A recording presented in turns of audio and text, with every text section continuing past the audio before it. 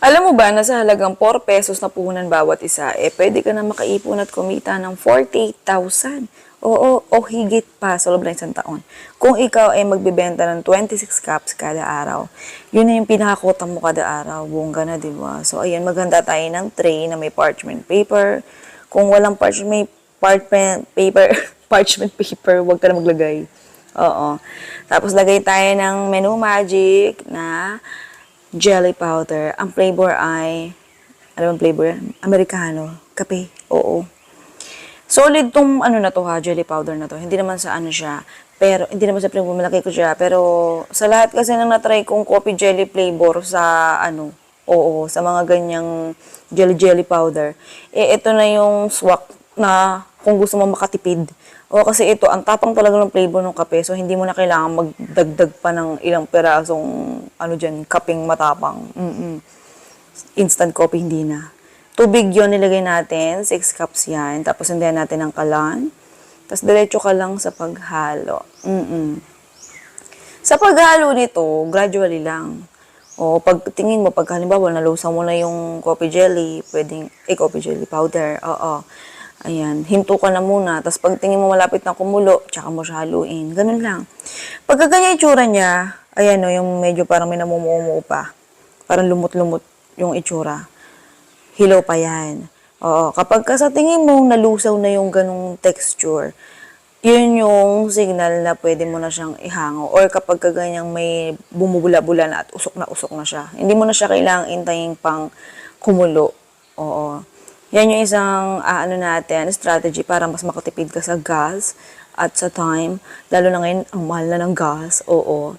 Okay, pagka patay ng kalan, isalin na natin siya sa tray. Salin mo lang siya. Para sa eksakto na standard recipe, nasa dulo na ng video, forward mo na lang ha. Tapos, i-post mo. Tapos, screenshot mo para may listahan ka dyan. Oo. After nating isalin, syempre, kailangan nating lubluban yung pinaglutuan natin. Kung ayaw mo mahirapang maghugas mamaya. Kahit ano namang pinaglutuan mo dyan, kapag katas mo mas maganda kung bababaran mo na siya ng tubig o kaya tanggalin mo na yung pispis para kapag huhugasan mo na ng bongga, hindi ka nahirap. Comment ka na rin sa baba kung saan ka. Malay mo, ikaw na yung susunod natin na mabigyan ng libreng electric hand mixer. Oo, di ba bongga? Dali lang. Tapos natin siya, palamigin mo lang. Oo, tapatan mo ng ventilador. Pag walang ventilador, nagtitipid sa kuryente. Huwag ka na mag-ventilador sa kanya mo lang itapat. Charot. Okay, tapos namuo na siya after ilang minuto. Tapos yung anak ko, nakita niya, ay, naku po, yung ginamit niyang pantikim. Okay, walang muwang pa tong mga anak ko. So, tinuruan ko siya kung anong dapat na gamitin pag magtitikim ng pagkain. Okay, ayun. Naalaman naman na niya. Oo, sa 2 years old na yung bunso namin.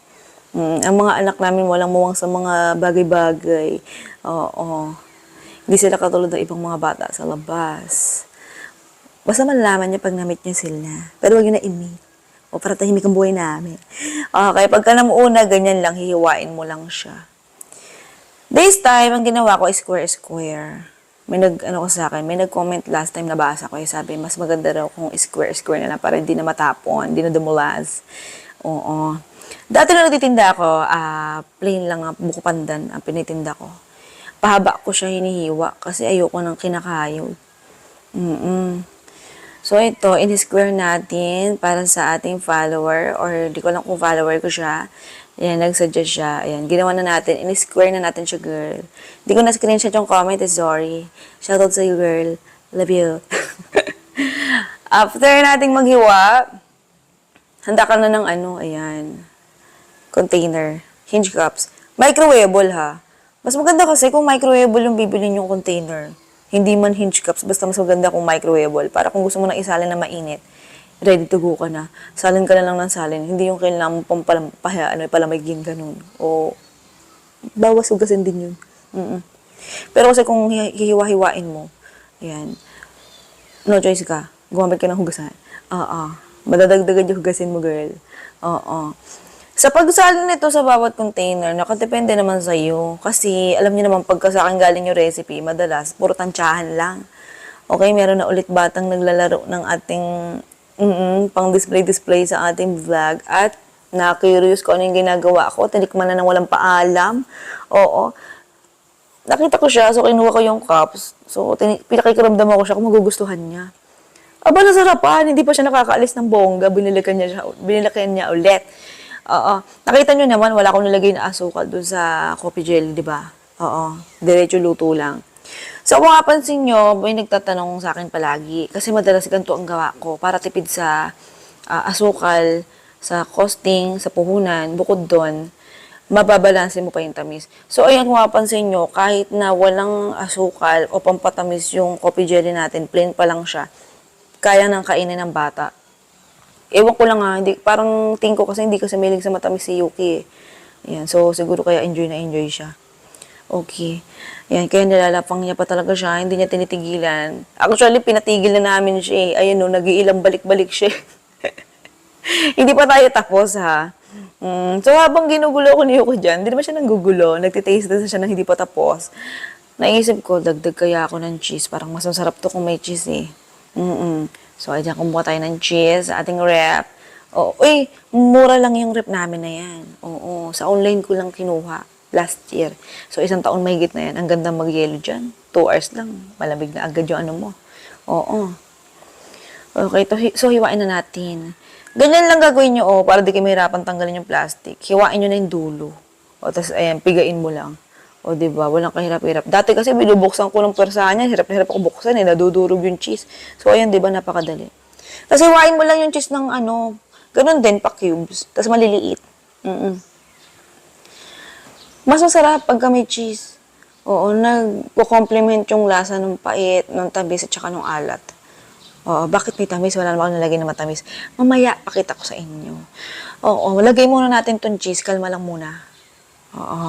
So, mapapansin nyo, nagkamay na naman ako. Ayan, isipin nyo na lang kung ikaw na yung gumagawa para ka lang naglalagay ng para ka naglalaro ng sungka. Yun, nakakamiss maglaro ng sungka. Gusto ko naglalaro nung bata ako. Kahit wala kaming ganun. Pag nakikita ko yung classmate ko, pag pumunta ako sa bahay nila, ayan, nag-aaya ako, laro kami sungka. Kahit ako ganun marunong. Nakakatuwa kasi maglagay-lagay ng ganyan, bilang-bilang. Di ba, bongga? Oo. Tapos huwag kayong mag-alala sa mga concern dyan, ba't di ako nagpa-plastic gloves? Meron naman. Kaya lang kasi, much better kasi, mas komportable ako kasi pag di ako nag-gloves. Hugas na lang ng kamay. Oo. Okay na yan. Mas tipid pa. Oo. Minsan kasi mas nakakagalaw pag walang gloves. Nang maayos. Alam niyo yun? Oo. Walang sabit-sabit. Ganun. Ready to go na. Oo. Okay, ganyan lang siya kadali. Oo. Basta ilista na recipe tsaka costing nasa dulo ng video. Yung costing nga, nilagay ko lang sa bungod na makita nyo na Okay, so ayan, pinupokus ko pa sa video natin pero ayaw ma-focus. So ayan, lagay na natin. Kutsarita lang yung ginamit ko dyan, tapos halos kalahati lang na kutsarita yung nilagay kong condensed milk dyan.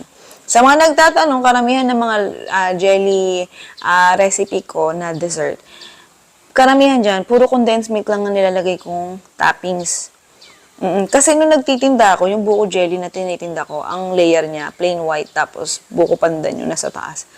Yan lang ang pampalasa ko. Ang benta, sobra. So, ayan, itong mga pinapakita ko sa inyo, mas pina-evolve na natin yung outcome.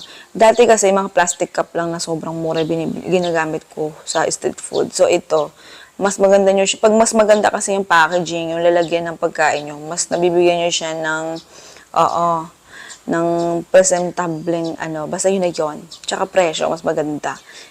Syempre, sasama mo sa costing yung container. So, after nating matakpan, alam nyo na ang gagawin. Syempre, dapat ilagay mo siya kahit sa chiller lang. Okay, sa rep. Pag wala kang rep, lagay mo sa styro chiller. Ganun lang gamit ko dati. Kahit nung nagtitinda ako sa labas para malamig pa rin. Ganun. Styro chiller. Mura lang naman styro chiller. Para tilihin mo lang malinis para maraming bumili. Masarap yan. Super. Ito yung tipid version ng ating, coffee jelly. Pero mas pinasarap. Ang sarap nito, Promise. Hindi mo na kailangan ng dyan, ng kahit ikang mga cream dyan. Kahit all-purpose cream, hindi mo na kailangan. Yan lang, ready to go ka na. Super sarap. Kung gusto mo mas tipid, huwag lang maglagay ng cheese. Choice mo naman yon. So, ito na yung listahan ng recipe at costing natin. Sige na, goodbye, good luck. Love you.